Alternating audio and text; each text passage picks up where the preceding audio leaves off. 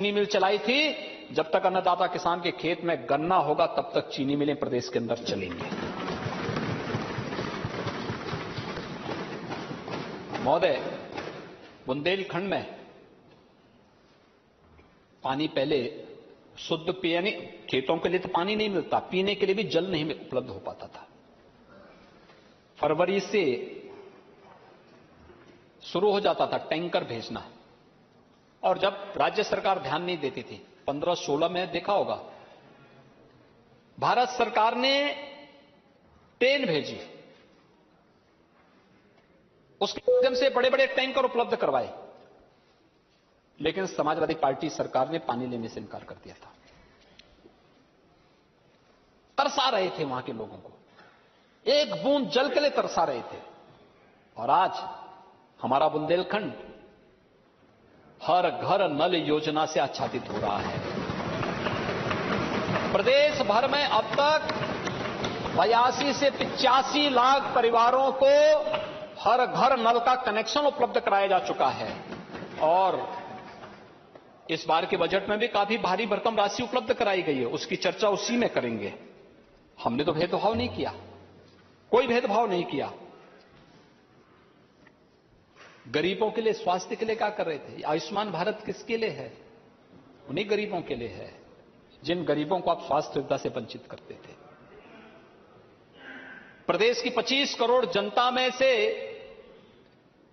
हर गरीब को आच्छादित करने के लिए, और जो आयुष्मान भारत में नहीं आ पाया उसे मुख्यमंत्री जन आरोग्य योजना से कवर करने का काम किया जा रहा है। महोदय, प्रदेश के अंदर स्मार्ट सिटी मिशन नगरीय क्षेत्रों के लिए 10 देश के अंदर 10 स्मार्ट सिटी बन रहे थे, उनमें से 10 उत्तर प्रदेश के अंदर थे। शेष 7 को राज्य सरकार अपने स्तर पर आगे बढ़ा रही है। अन्य कार्यक्रमों को भी आगे बढ़ाने का कार्य किया जा रहा है। अमृत योजना के अंदर 60 सिटी का विकास को बुनियादी सुविधाओं से जोड़ा जा रहा है, कहीं ड्रेनेज के लिए, कहीं सीवर के लिए, कहीं अन्य कार्यक्रमों के लिए। और इस बार तो ग्रामीण क्षेत्र में 100 ब्लॉक जो अभी तक पिछड़े हुए थे उन्हें एस्पिरेशनल विकास खंड के रूप में आगे बढ़ाने की कार्रवाई को जहां सरकार ने अपने हाथ में लिया है, ऐसे 100 नगर निकायों को भी एस्पिरेशनल विकास खंड के रूप में बुनियादी सुविधाओं से आच्छादित करके आज प्रदेश के नगरीय विकास की एक नई तस्वीर को आगे बढ़ाने का काम भी किया जा रहा है। महोदय, इसके साथ ही प्रदेश के अंदर पिछले अलग अलग कार्यक्रमों के तहत कृषि के क्षेत्र में कृषि विज्ञान केंद्र, वर्मा जी आपकी रुचि कृषि में पता नहीं है कि नहीं है, जान रहे हैं, अरे आप नए समाजवादी आप भी हो गए हैं, लेकिन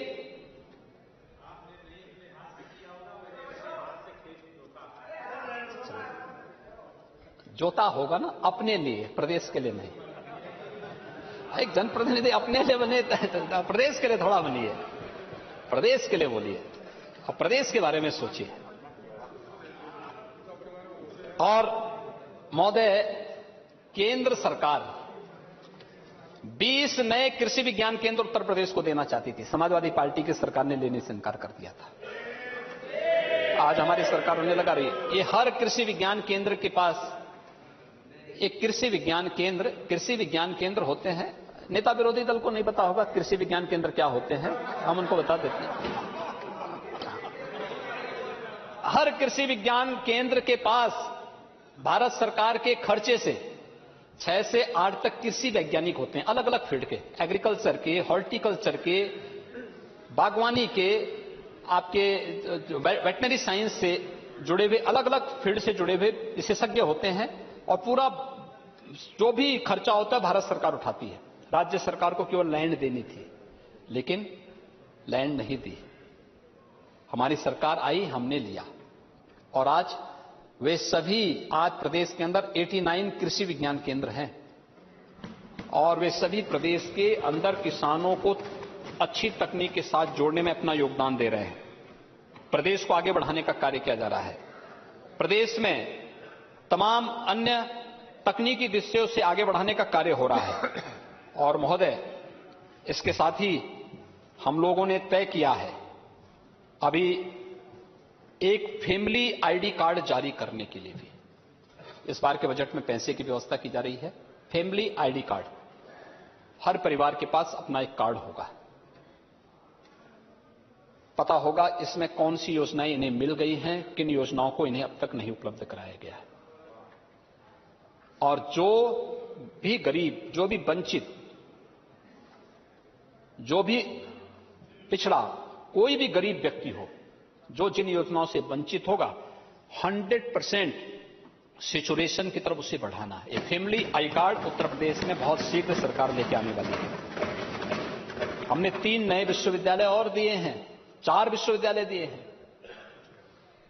एक मां पाटेश्वरी के नाम पर, एक मां विंध्यवासिनी के नाम पर, एक मुरादाबाद के अंदर और एक महात्मा बुद्ध के नाम पर भी कृषि विश्वविद्यालय, और एक फार्मा के लिए भी विश्वविद्यालय स्तर का इंस्टीट्यूट बनाने के लिए भी हम कार्रवाई करने जा रहे हैं। 5 नए संस्थान हम प्रदेश के अंदर लेके आने वाले हैं।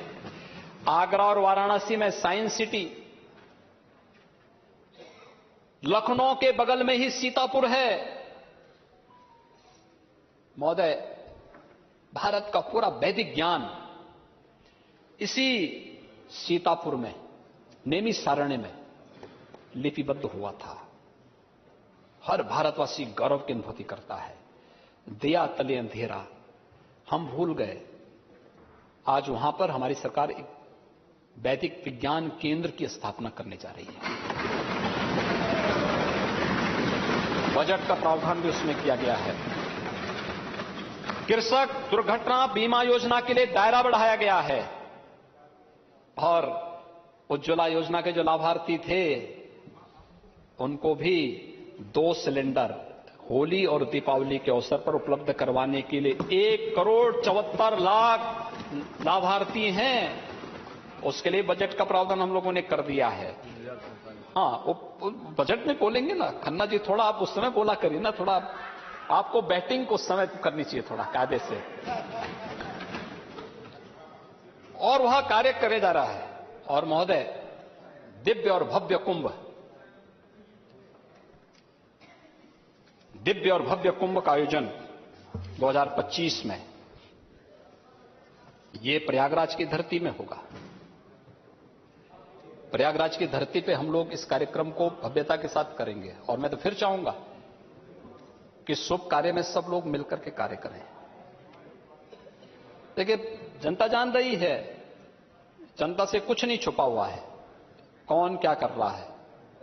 और इसलिए हम लोग प्रदेश के विकास के बारे में 25 करोड़ जनता के प्रति हमारी जवाबदेही है। सरकार की भी, इस सदन में बैठे हुए प्रत्येक माननीय सदस्य की भी 25 करोड़ जनता के हितों के बारे में, उनके कल्याण के बारे में, उनके रोजगार के बारे में, उसके उत्थान के बारे में, उसकी ईज ऑफ लिविंग के बारे में, उसके बेहतर भविष्य के बारे में। हम कोई भी अपनी जिम्मेदारी से उससे बाहर नहीं हो सकते। और इसलिए मुझे केवल यही अपील करनी है कि हम लोग इस दिशा में मिलकर के कार्य करेंगे तो अच्छा होगा। महामहिम राज्यपाल ने अपने भाषण के माध्यम से इन्हीं बिंदुओं की ओर सदन का ध्यान आकर्षित किया, उपलब्धियों के लिए भी और भावी योजनाओं के बारे में भी। मैं आभारी हूं आदरणीय राज्यपाल महोदय का कि उन्होंने कृपापूर्वक आकर के यहां पर इस सदन को समेत सदन को संबोधित किया, अपना मार्गदर्शन किया और शासन को अच्छे कार्य के लिए प्रोत्साहित करते हुए उत्तर प्रदेश को अच्छी दिशा में आगे बढ़ने के लिए अपनी इच्छा भी दी। और मैं इसके लिए अपने उन सभी माननीय सदस्यों का, बहुत 144 माननीय सदस्यों ने इस पूरी डिबेट में भाग लिया है। नेता विरोधी दल, हमारे सभी माननीय दलीय नेताओं ने, बीजेपी से जुड़े हुए 79 माननीय सदस्यों ने, अपना दल के 4 माननीय सदस्यों ने, निषाद राज पार्टी से 5 माननीय सदस्यों ने, समाजवादी पार्टी के 43 माननीय सदस्यों ने, राष्ट्रीय लोक दल के 6 माननीय सदस्यों ने, सुहेलदेव राजभर पार्टी के 4 माननीय सदस्यों ने, कांग्रेस के एक सदस्य ने, जनसत्ता दल से 1 माननीय सदस्य ने, बीएसपी से 1 माननीय सदस्य ने, कुल मिलाकर के 144 माननीय सदस्यों ने इस पूरी चर्चा में भाग लिया। मैं इन सब के प्रति भी हृदय से धन्यवाद देता हूं। महामहिम राज्यपाल को आभार व्यक्त करता हूं और मैं तो सबसे अपील करूंगा कि हमें प्रदेश के बारे में सोचना चाहिए, उत्तर प्रदेश को आगे बढ़ाने की दिशा में प्रयास करना चाहिए। अटल जी की एक कविता मुझे याद आती है कि बाधाएं आती हैं आए, घिरे प्रलय की घोर घटाएं, पांवों के नीचे अंगारे, सिर पर बरसे यदि ज्वालाएं, निज हाथों से हंसते हंसते आग लगाकर जलना होगा, कदम मिलाकर के चलना होगा, कदम मिलाकर के चलना होगा। सरदेव अटल जी की इस कविता के साथ मैं सभी माननीय सदस्यों से अनुरोध करूंगा कि राज्यपाल संवैधानिक प्रमुख होता है। राज्यपाल संवैधानिक प्रमुख होने के नाते राज्यपाल जी के प्रति सम्मान का भाव व्यक्त करते हुए हमें अभिभाषण को एक स्वर से पारित करते हुए महामहिम राज्यपाल जी का आभार व्यक्त करना चाहिए, उनके मार्गदर्शन के लिए और उनके दिशा निर्देश के लिए। अध्यक्ष जी, आपने अवसर दिया, मैं इसके लिए आपका हृदय से आभारी हूं और मैं विश्वास व्यक्त करता हूं कि पूरा सदन महामहिम राज्यपाल के इस अभिभाषण को जो माननीय सदस्य डॉक्टर नीलकंठ तिवारी जी ने प्रस्तुत किया है, इसको ध्वनिमत से पास करते हुए महामहिम राज्यपाल के प्रति अपना आभार व्यक्त करेगी।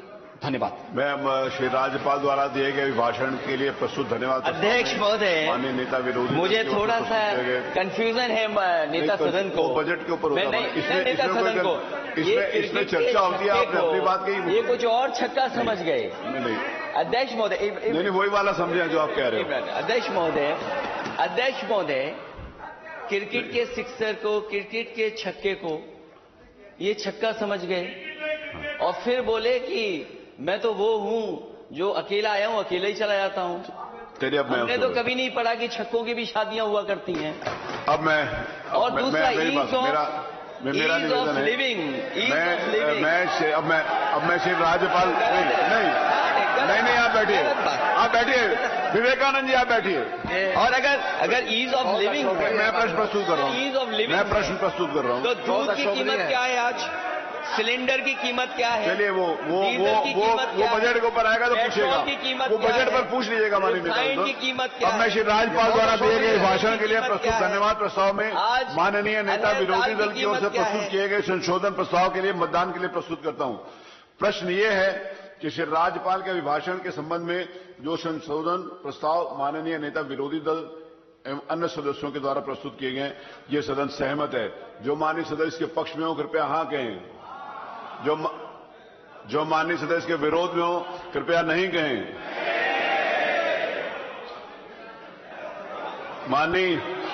जो माननीय सदस्य नहीं की संख्या अधिक है, अतः यह संशोधन प्रस्ताव अस्वीकृत हुआ। इसके अतिरिक्त अन्य संशोधन प्रस्ताव भी जो उपस्थित किए गए माने हुए हैं वो अस्वीकृत समझे जाएंगे। प्रश्न यह है कि सदन श्री राज्यपाल के अभिभाषण के लिए जो उन्होंने राज्य विधानमंडल दल के एक साथ संवेद दोनों सदनों के समक्ष दिनांक 20 फरवरी 2023 को प्रस्तुत किया था, कृतज्ञतापूर्वक धन्यवाद देता है। जो माननीय सदस्य के पक्ष में हो कृपया हाँ कहें, जो माननीय सदस्य के विरोध में हो कृपया नहीं कहें। हाँ की संख्या अधिक है, अतः यह प्रस्ताव स्वीकृत हुआ। अब आज का जो एजेंडा है उसमें वर्ष 2023-24 पर आय व्यय की चर्चा होगी। याचिकाओं का उपस्थान एक मिनट जी, माननीय एक मिनट जी, माननीय अध्यक्ष जी, हमारी जो परंपरा रही है कि जब कोई प्रस्ताव आता है तो जो संशोधन पेश करता है उस संशोधन पेश करने वाले को अंत में बोलने का अवसर मिलता है। नहीं, प्रश्न कभी बोलने का अवसर नहीं मिला। 32 सालों में तो नहीं मिला, 32 सालों में तो नहीं मिला आज तक। आप कार्यवाही दिखवा ले। मैं कार्रवाई निकलवा, मुझे मालूम है क्योंकि मैं उपस्थित रहता हूँ। सारी परंपराओं को पिछले 32 साल से तो मैं उपस्थित रहा। इस प्रकार का कोई वो नहीं होता, वो अस्वीकार है। इस पे साधारण चर्चा दायरे के ऊपर जारी रखेंगे हम। उसके पहले क्योंकि कुछ माननीय सदस्यों के द्वारा ये निवेदन किया गया है कि याचिकाओं का उपस्थान ले लें और ये नियम 51 की जो सूचनाएं, क्या सूचना आई आज, नियम 51 की सूचनाएं नहीं ली जाएंगी, जो सूचना है उसको ले लिया जाए, ऐसा मेरे पास इधर से निवेदन हुआ है। मत संख्या 4 माननीय सदस्यों के जो उसके बाद जो माननीय सदस्य जब तक कोरम रहेगा और माननीय सदस्य बैठने वाले होंगे तब तक हम उसके ऊपर चर्चा जारी रखेंगे। बजट के ऊपर याचिकाएं श्रीमती अनुपमा जायसवाल, जरा बोलिए ऊंचे, मेरे को तो सुनाई पड़े। श्रीमती जयदेवी, हाँ हैं, श्रीमती मीनाक्षी सिंह, श्रीमती सुलोना कुशवाहा, डॉक्टर रागिनी सोनकर, ये लेके उसके बाद मत संख्या 2, वही तो मैंने बोला कि उसके बाद में चर्चा कर लेंगे। इंजीनियर सचिन यादव, अमित सिंह चौहान। राज्यपाल के अभिभाषण पर सीएम योगी आदित्यनाथ ने सदन को संबोधित किया है और सख्त तेवर सीएम योगी के नजर आए हैं। यूपी पर सवाल उठाने वालों को सीएम योगी आदित्यनाथ ने दो टूक दी है। यूपी में काबा का भी करारा जवाब दिया है और कहा है कि यूपी में बाबा तो माफियाओं को लेकर भी सीएम योगी आदित्यनाथ ने कानून व्यवस्था का जिक्र किया है कि किस तरीके से एसपी के रग-रग में अपराध भरा हुआ था और जो अपराधी थे उनको संरक्षण दिया था। इस तरह से सवाल उठाते हुए समाजवादी पार्टी को घेरते हुए सीएम योगी आदित्यनाथ नजर आए हैं और कहा है कि कानून व्यवस्था अब प्रदेश में सुदृढ़ हुई है, जो एक नजीर बन रही है।